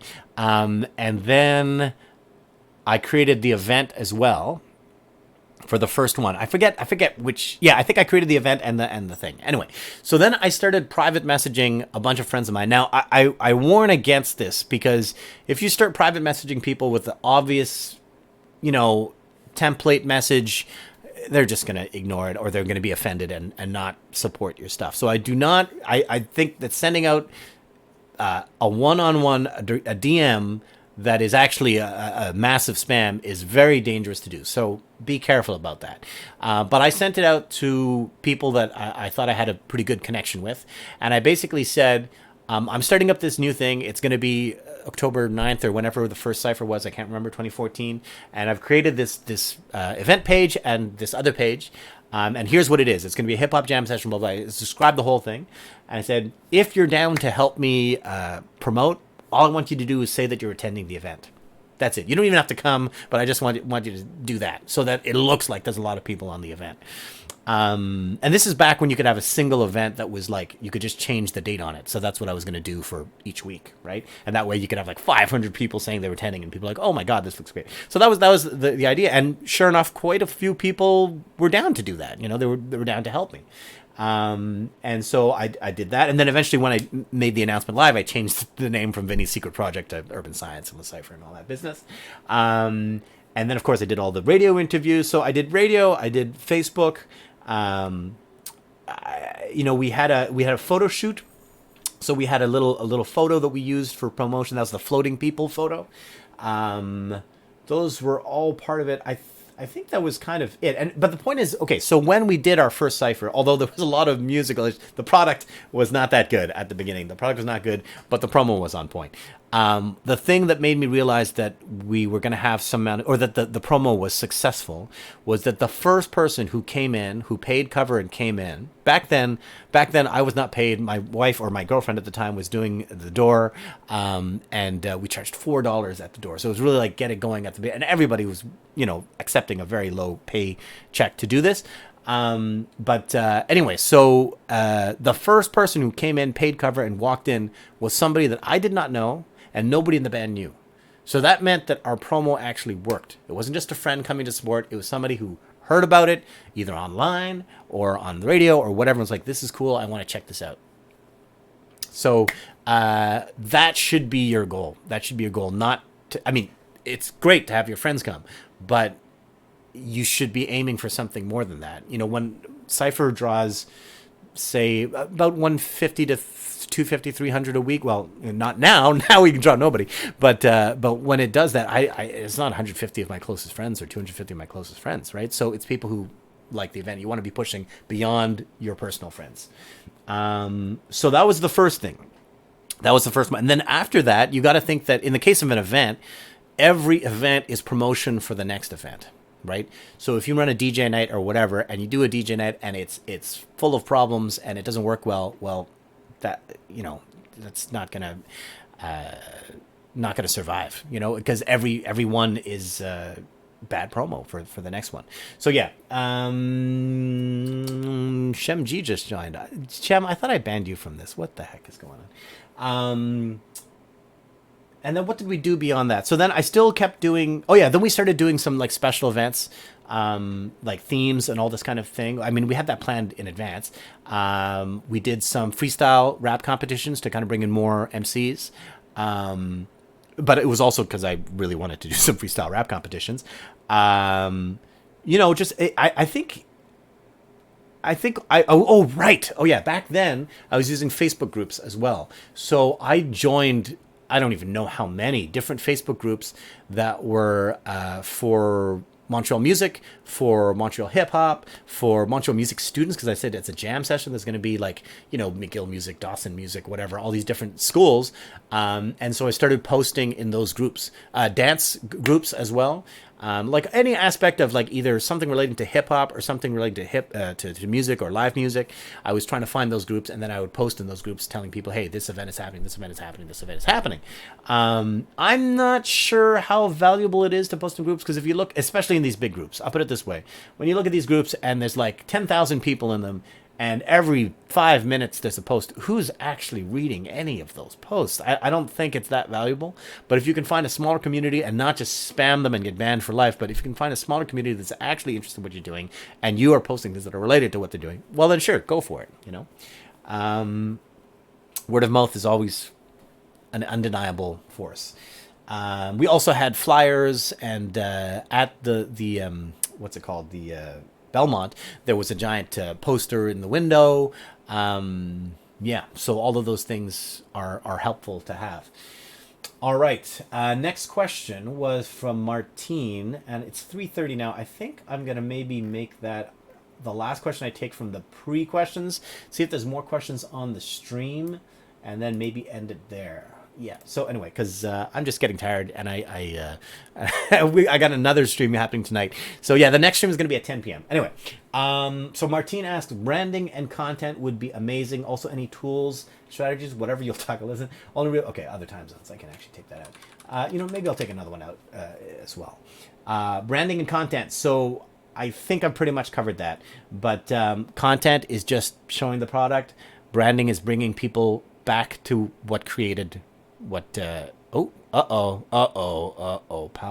I don't know. I don't know if I should let Paolo in. This is dangerous. Let's do it. What the heck? Let's do it. Let's get Paolo in here. Going live with Paolo. Oh my lord. Paolo, coming in. Oh Jesus. Oh my lord. Wait, I think I muted you again. Why am I not getting your voice? How come I can't get your voice, Paolo? Are you not talking? I don't hear shit. Why do I not get Paolo's voice? The volume is up. The volume is up and I hear no voice. Oh, technical garbaggio. I don't know. Oh, hey, who? Oh, there we go. Vincent. There we go. We got your voice. Okay, Paolo is on. Tell me that you can hear me. Oh, nice. I can hear you. All right, Paolo. What's your question? If you have one. Well, I do have one. I was So- wondering how would you approach something like sponsorships and stuff? Good question. Because I have a few things coming up that are like bigger scale, and I was wondering like how would you approach looking for sponsors or looking to be an ambassador for a product? Well, first thing I'll say is that I don't have any sponsorships, so I'm not the best person to ask. But I know that there's a few drummers that we both know in common. Harvey is a Soul Tone Cymbals artist. Chris Lepforest is a Dream Cymbals artist. Anthony, I forget which, but Anthony Pacho also is something. So talk to the people who know. That would be the first thing. I have spoken to some people that said they just reached out. They just reached out in some circumstances. They sent them like, here's the stuff that I'm playing with. Here's what I'm doing. Do you want to make me a sponsor? I don't know the exact wording, but it was something along those lines. So there are people who have reached out directly to brands. Yeah, I'm not really sure what the best approach is for sponsorship. I would say in the case of Cypher, I mean, I actually have a sponsorship document for Cypher that brings down a bunch of different kind of like if you want to do this, you want to do this, if you want to do this. I think the main thing is, well, first of all, whether you so what is sponsorship in the sense of for the company? For the company, it's advertising, right? You're the brand ambassador. So what that means is that they have to believe that you being an artist is going to bring enough interest in their brand, right? So that could be about your Instagram presence. You got like 40,000 followers and blah, blah, blah, blah, blah. Or it could be that you're touring all over the world and they're going to see these symbols, everywhere. So yeah, this is not a question that I'm really qualified to answer, so I feel like hesitant to give more. But I would say talk to Harvey, talk to guys who have sponsorships, and the main thing in that case, I would think, is to see. I don't believe in building up promo for the sake of promo. So to tell you like, oh, build up your followers. No, what the hell does that mean? No, you got to build up the product and show the product, and that will lead to followers. But you can't. Just try to get lots of followers. Yeah, no, you know what I'm saying? Yeah. So, I mean, look, it's a thing of like, am I going to buy likes? Am I going to buy followers? I think people are very savvy about that and can see through an account with tons of fake followers. Not in all cases, but I'll just say that I know of people who have bought followers and have used that to achieve certain other things because people did not do their due diligence. And of course, we've heard stories of bands that have gone on crazy tours. Or I don't know if you heard about this story. There was a band, I believe it was like a metal band that did this tour of Europe. And every single show had like 3 people at it kind of thing. And so all the Yeah. club promoters were super pissed off. And the musicians who were hired were getting paid and stuff. They're like, I don't understand how this works. And basically, the guy created like a whole fake persona online, fake likes, fake follow. Yeah, there you go. So, Joseph. Anyway. Oh, now. Oh. Yeah, the truth is out. Yeah. So in the end, it will bite you in the ass. So don't do that. But I don't know if that does that kind of answer your question in the sense of like, first of all, don't try to buy followers, and then second of all, talk to somebody who really knows about sponsorship. That's not my area of my strength. No, cool, man. Cool. And yeah, sick. Keep on doing the good thing, man. We're trying. Hope you're Enjoy. surviving and staying safe. You too, man. Wash those hands. Wash those hands. Wash your hands. All right, man. Peace. All right, peace. That was Paulo Max Ricardo. Follow him on Instagram and all that good stuff. Okay, let me get back to... Oh, I forgot to switch this here. Okay, so let's switch this here. Okay, so... branding and content.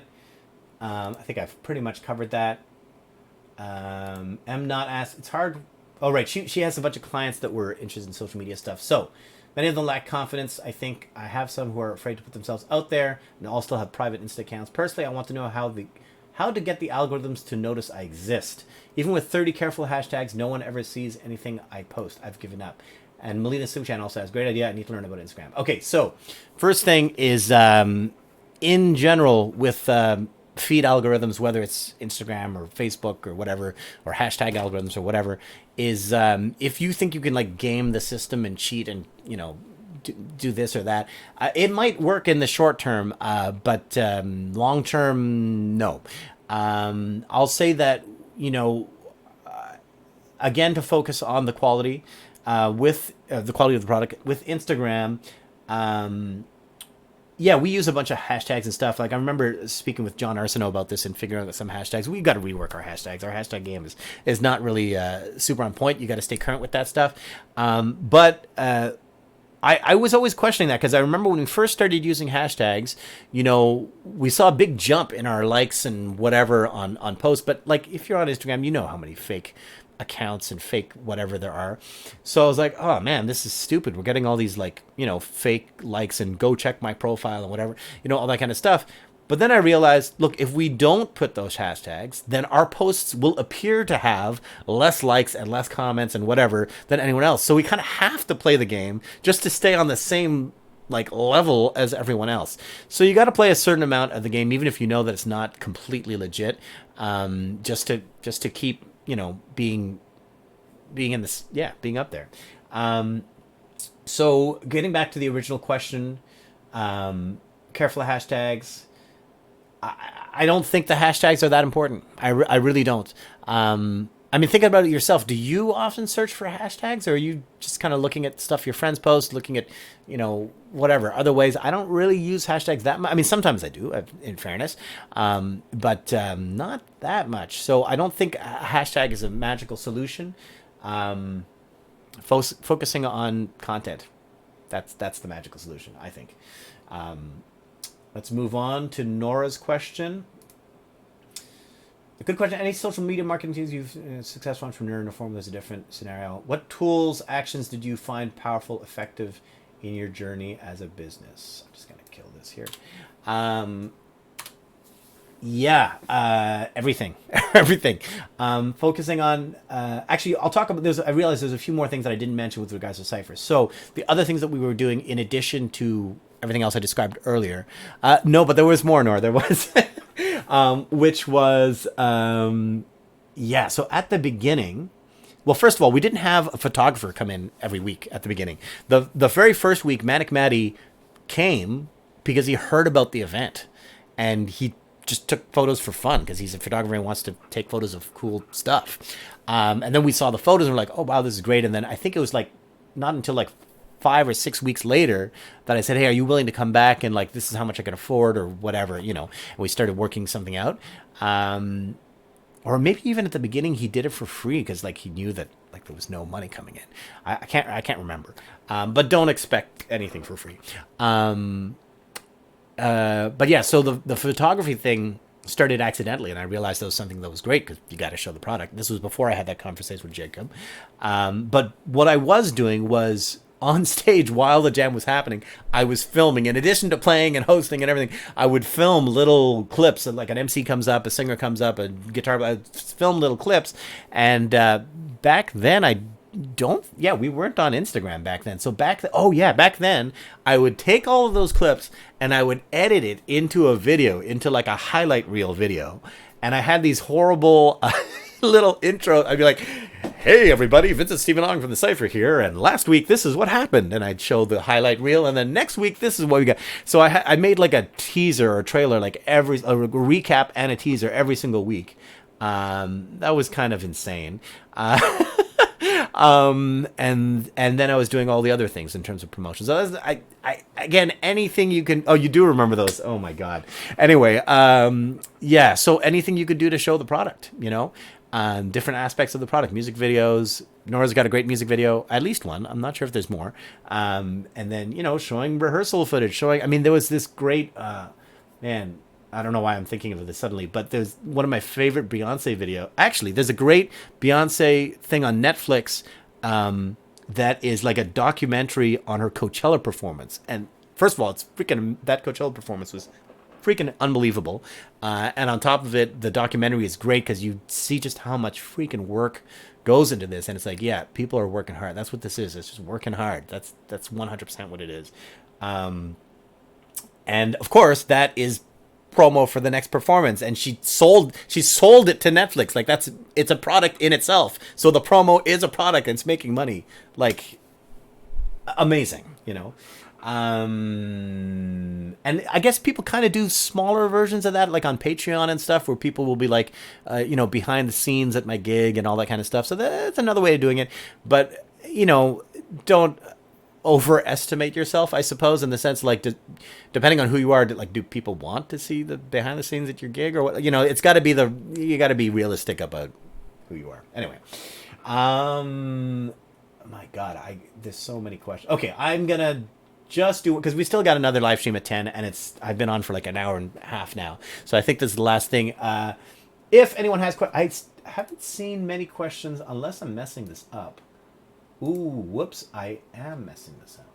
Oh, no, I'm not. Wait. I think I didn't. Oh, my God, I haven't seen any of the Facebook questions. Okay, I'm gonna... Oh, there we go. Now I got the Facebook questions. Okay, sorry. I will... You know what? I'm going to do one more question that was asked ahead of time. The Facebook and the YouTube questions that have been asked and that I didn't get to. I'm sorry for that. And Instagram, if you have any more questions. And then we'll cut this and I'll do the next workshop at 10 p.m. Okay, so...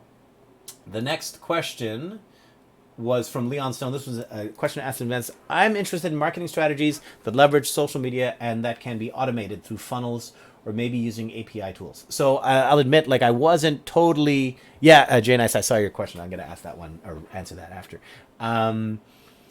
Leveraging social media and kind of so funnels. I wasn't even that familiar. I mean, I've heard the term before with regards to email marketing and all that, but I wasn't really sure. API tools is kind of a generic term that applies to a lot of different. API means application programming interface, and that sounds like, what the fuck is that?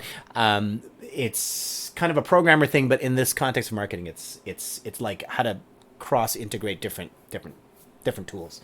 So through funnels, I think the main thing that I'll focus on here is first of all, there are tools for helping you manage social media accounts. For example, let's say you want to focus on, I think in the case of Leon, you wanted to focus on Twitter, and he found, I think it was called Tweepy or something like that. It was a API tool for like handling your Twitter stuff, and it's like you can automatically respond to things, automatically like things that you're tagged in, whatever. So you can do that for sure. But I mean, are you really managing an account that's getting like gajillions of tweets and stuff that you need that right now? I'm not sure. I think those tools can be embarked on when you need them, but not necessarily right at the start. Funnels. So what funnels are is kind of like, if you think of, so I said that at the core, the really core concept is have a good product and then show the product. In theory, that means people buy the product, they go to the show or whatever, right?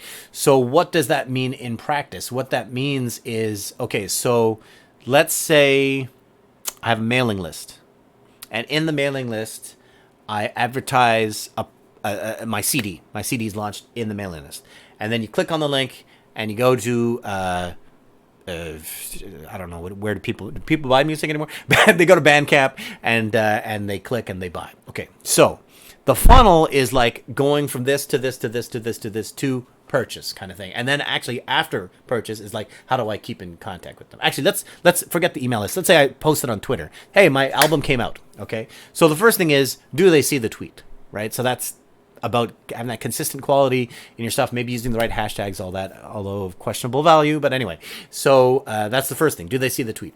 Second of all, does the link go to the right place, right? Do you bring them to the wrong place? So you're like, oh, they'll buy it on Bandcamp. What if they don't want to buy it on Bandcamp? What if they want to stream it on Spotify? That's still a sale. That's still something. I mean, Spotify sucks, but it's something, right?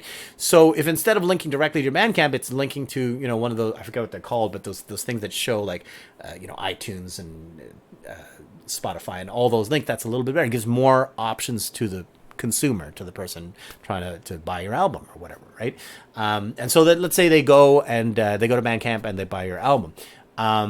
Maybe that's their last interaction with you. What if, in order to buy the album, they had to enter their email address, which adds them to your mailing list or whatever? So that's the funnel of like, you get them from here to here to here to here to here, and then that allows you to keep in contact with them and get them for the next thing, right?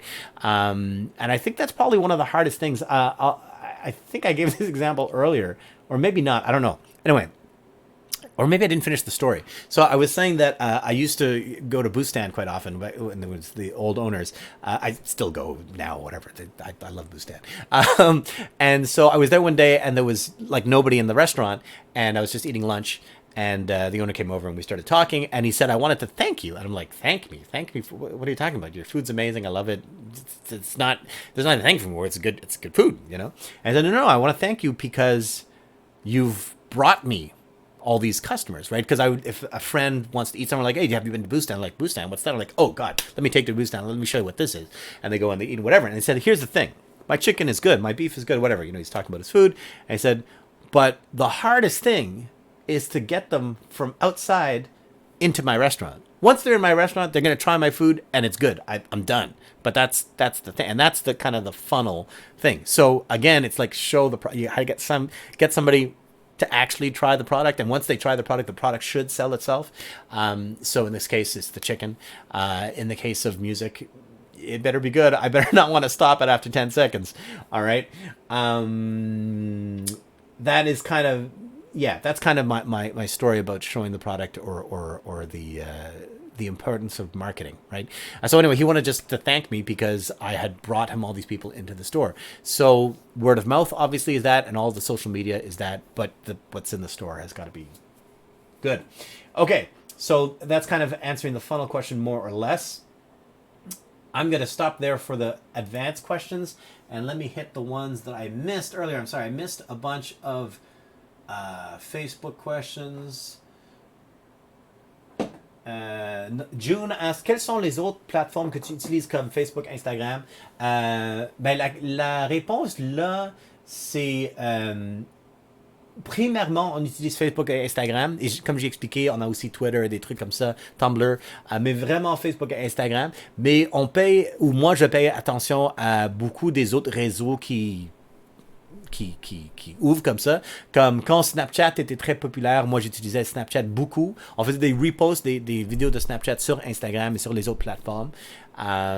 Et comme présentement, j'ai un compte de Urban Science sur TikTok, mais je sais vraiment pas quoi faire avec. Je sais que TikTok est très chaud à présent, mais pas vraiment certain comment l'utiliser pour nos besoins. Mais au moins je l'ai et je sais un peu comment ça marche et je commence à apprendre. So I think it's important to stay current. Next one, moving on. So J Nice was asking, with COVID, live streaming has blown up. Is that now a good way to promote yourself as DJ/music producer? And will that last when things go back to a little normal? Well, I've seen a lot of musicians jump on. Yeah, Disciple Deca is on TikTok, by the way. So with COVID live streaming, so live streaming, I have mixed feelings about live streaming. I'm not making any money by doing this, but I'm giving a free workshop. Like normally, I would go somewhere, do the workshop somewhere, and get paid for doing the workshop. Right? That's the idea. Maybe charge a thing or have it be subsidized grants, whatever. When DJs perform in a club, they get paid because they're actually this is another thing for artists, for performing artists, musicians, DJs, all this kind of thing. I think we have to accept or realize or whatever that a part of like how we make our money is alcohol sales. That's we sell beer for a living. That's what we do, in the sense of people come. Yes, there's a cover and all this, but that bar is not going to have you in there doing your thing if they're not selling alcohol. That's how they're making money. So I'm not saying weird advice and whatever, but like it's something you got to sort of think about a little bit. So if we're live streaming, for example, let's say I do a show in a bar and I live stream the show. If the live stream is just as valuable or just as enjoyable to people as actually being in the bar, then they now have a free version of it and they can stay home, not buy any beer, have beer at home or whatever, and enjoy it. That's cool from the perspective of enjoyment, obviously, but in terms of business, I mean, you're not making any money. So I don't think it's that wise to give it all away. Right now we're doing it because like we all have no money coming in. There's no way to make any money coming from performance, so why not do it? But I don't think long term it's a great idea unless you're really building something around the live stream. Like for example on Twitch you can monetize, like that's why these gamers are live streaming on Twitch, because you can actually, people can be on the stream and sending you money and all this kind of thing. I've yet to see that really take off on for music or for other things. I doubt it. We'll see. Hey, we'll see how much money. I think there's a donation link on this thing. We'll see how much money this brings in. I don't think so. Yeah, I don't think it's the best way. I think it's okay for promotion, but in terms of making a living, no. And then he also has another question. Another quick one you might have answered. Facebook page versus Facebook group. Do you really need both? Okay, so those are different things. How can I explain exactly what the group is versus the page? I think the way to think about it is a group is intended to be a group is intended to be for discussion amongst multiple people, right? So if you have some form of community that you're trying to develop, I think a group is a great way to go, right? So for example, actually a great example, group is equal to community, says Disciple Deca. For example, those who know Anomaly. So Anomaly used to play keys with Urban Science, and now his solo career is blowing up like crazy. He's a producer, electronic music, as well as fusion jazz and all this kind of stuff mixed in. So of course he has a page and he has all of his proper stuff on the page. Here are my touring dates. Here's my link to buy my music, all that kind of stuff. However, he also has a group. I forget exactly what it's called. I think it's Anomaly's like community space or something like that. And basically all the musicians who are like huge fans of Anomaly and want to like show their covers of his stuff, they post in that group. Or they're like, hey, I did a transcription of Anomaly's thing. So anything relating to building up a community could be more appropriate for a group. For example, I think the radio show that Jay Nice does, the Limelight, Saturdays, CJLO, I want to say 6 to 8 p.m. I might be wrong about that. But anyway, check out the radio show, the Limelight. It might be, in the context of the radio show, it might be more valuable to have a group for like fans of the radio show. So that fans can be like, hey, you should do a show about, I don't know, hip hop from the 90s. Or you should do a show about, whatever. So like something they can things like, or like, hey, what was that track you played last Saturday? That kind of thing. But that would be more for a group, right? Because you're not going to like write on the page of you might write a private message, but if you want to develop conversations amongst the community, group is the way to go. Page is more to like send out things. I think that would be more the way to look at it. I hope that answers your question, Jay Nice. I'm going to check if there's any other questions either on the YouTube or... okay, YouTube is good. Using a dictionary. Okay, I think that's pretty much.